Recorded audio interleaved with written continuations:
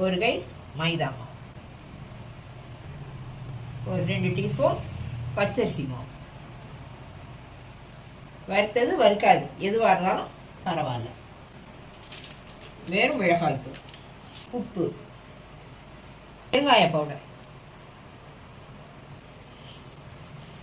ஒரு teaspoon cornflour, ஒரு சிட்டிகை ஆப்பச்சோடா. இவ்வளோ திக்காக பிசைஞ்சுக்கணும். இப்போ நம்ம உப்பெல்லாம் செக் பண்ணிடலாம். உப்பு, காரம்.